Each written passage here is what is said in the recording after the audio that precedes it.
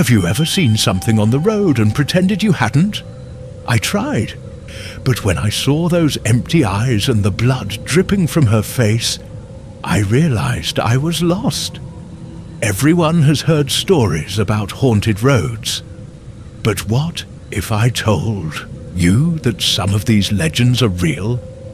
The UK has roads that carry more than just cars and lorries. Some of them hold ancient secrets, presences that have never gone away. Drivers report shadows crossing the road, faceless figures watching from the side of the road, and even passengers appearing inside the vehicles without warning. I never believed these stories until I was driving alone along the M5 one cold morning. What happened that night has never left my mind. It wasn't a figure. It wasn't a trick of my tired mind.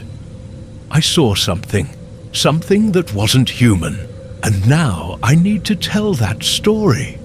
Because maybe at some early hour you'll see it too, and when that happens, it will be too late to run away. I should have come back sooner. My mum always said that, and maybe for the first time, I really wanted to have listened. But now it was too late. The M5 stretched out before me like an endless tunnel, shrouded in a blanket of low fog. The car's headlights cut through the wet road, illuminating only the cracked tarmac and the occasional glint of an animal on the bank. The radio was off. The only sound was the monotonous rumble of the engine and the fine rain that hissed against the windscreen. I was tired, but not enough to warrant a stop. 40 more minutes and I'd be home. I kept my hands firmly on the steering wheel, my eyes fixed on the white strip in front of me. The road was practically deserted. No lights from other vehicles in the rearview mirror, no oncoming headlights, just me and the darkness. This kind of emptiness has always caused me a strange discomfort, a feeling that something was wrong, as if the whole world had disappeared and I was the only living person still driving through it. That's when I saw her. On the hard shoulder, near an overpass I knew well, a figure standing in the rain. At first glance, I thought it was a woman. She was wearing something long and light, perhaps a dress or a shirt, but it looked strange against the darkness, almost translucent under my headlights. Her hair flowed in strands down her face. I was barefoot, my feet sunk in the mud beside the carriageway. My first instinct was to brake. Maybe I'd had an accident. Maybe I needed help. My foot moved towards the pedal, but I stopped before I touched it. There was something about her that bothered me. It wasn't just the fact that she was there, in the middle of nowhere, in the rain, dressed like that. It wasn't even the fact that, as I approached, she remained motionless, without any reaction to the noise of the car or the light of the headlights. It was something else, a silent warning in some corner of my brain. That woman shouldn't be there. I accelerated, keeping my eyes on her for a few more seconds. The car passed her quickly, and for a moment I was sure that her eyes were fixed on me, but not like someone asking for help, not like someone desperate for help. There was something empty there, something that made my skin crawl. When I looked in the rearview mirror, there was no one there. My stomach churned. A drop of cold sweat trickled down the back of my neck. My heart raced, and a wave of discomfort crawled down my spine. I tried to convince myself that it was tiredness, that my eyes were playing tricks on me. But deep down, I knew it wasn't that. Because at that moment, I knew for sure that I was no longer alone on the road. I kept my eyes glued to the road, trying to convince myself that I hadn't seen anything. Or rather, that what I saw was something perfectly explainable. Perhaps a young woman who had caught the rain and was waiting for someone. Perhaps a hallucination caused by tiredness. Perhaps anything but what my instincts were screaming. But the unease didn't go away. The road continued empty, a dark tunnel surrounded by emptiness. The rain thickened, drumming against the glass, and the windscreen wipers struggled to keep up. My hands were so firm on the steering wheel that my knuckles looked white, my jaw clenched, as if a single word would break some invisible barrier, and everything around me would crumble. It was then that I realized the radio was on. I was sure I'd switched it off before entering the motorway, but now it was there, emitting a low static noise interspersed with fragments of something incomprehensible. A voice, perhaps? A distorted whisper.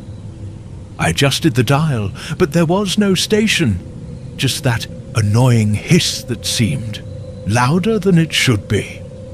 I switched it off, but at the same moment, something made me look in the rearview mirror, and my heart froze.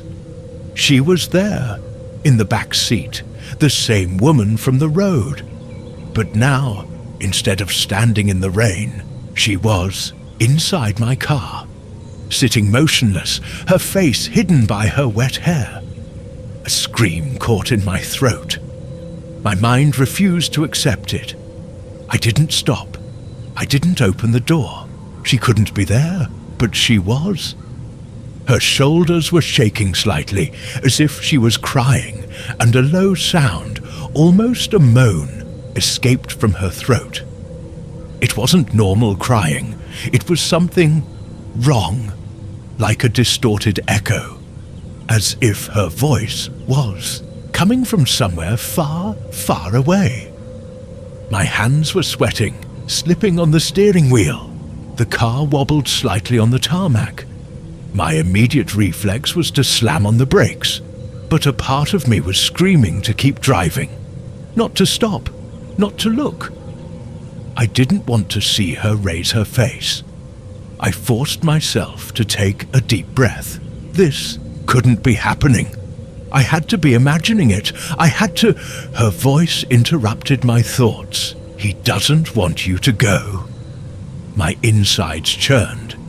The sentence came out low but clear, as if it had been whispered right next to my ear. I didn't look. I didn't want to look, but I felt it. She was moving.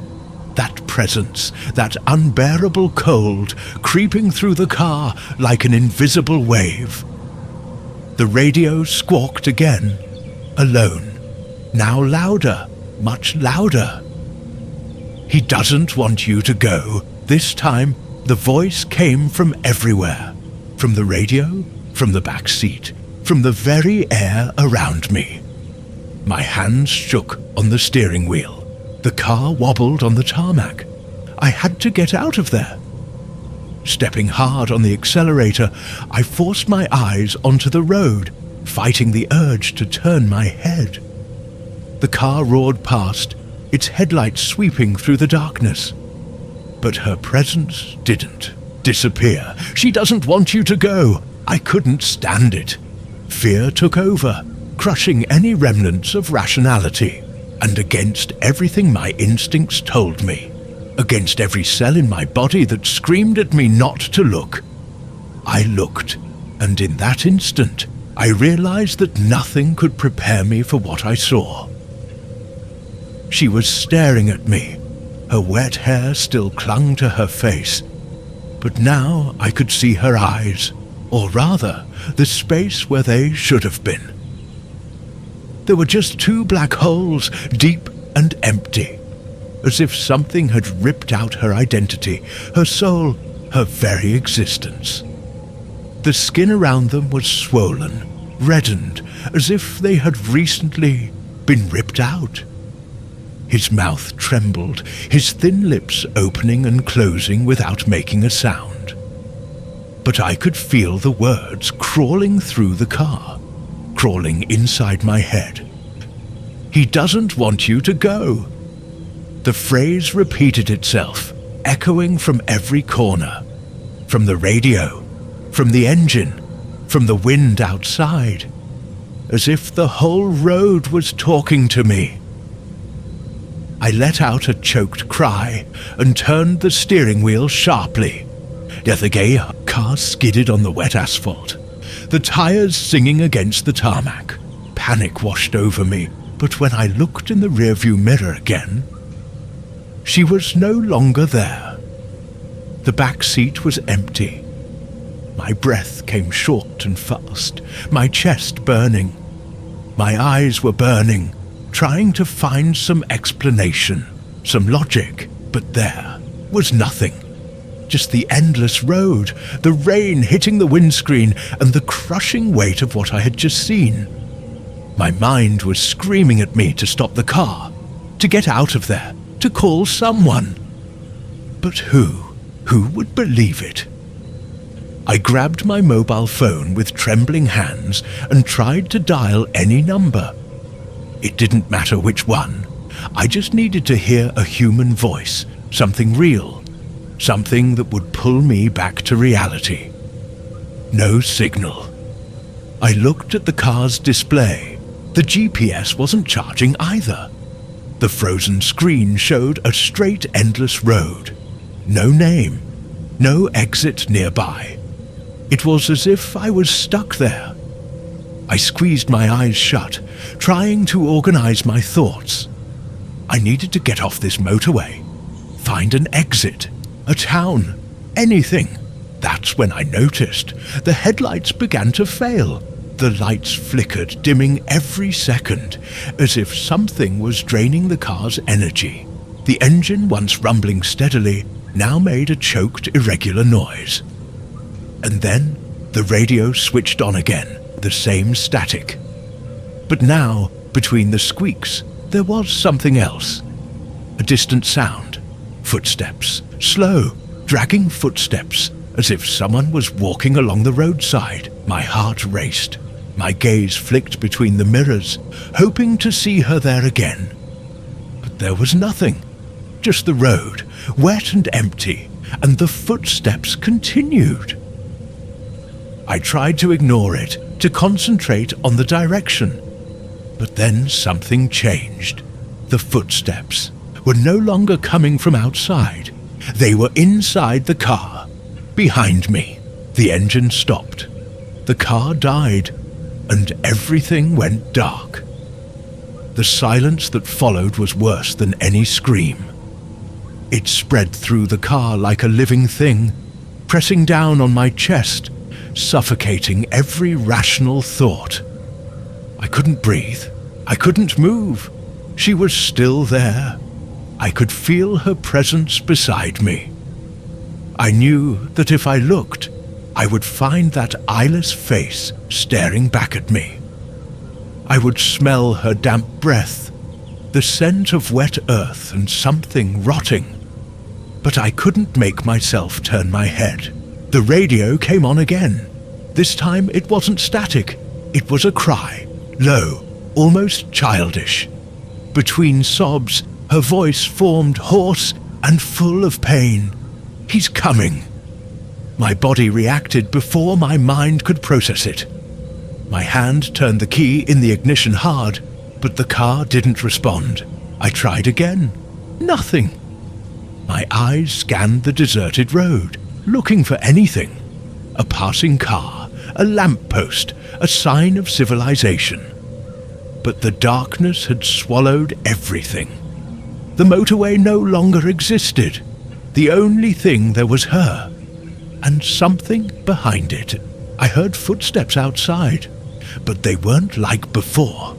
These were heavy, slow, as if something very big was moving towards me. The ground shook slightly with each step. She whimpered beside me, cowering like a frightened child. "You shouldn't have stopped." My skin crawled.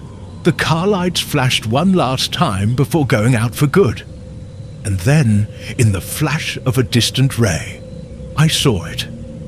In the middle of the road, standing in absolute darkness, there was a figure.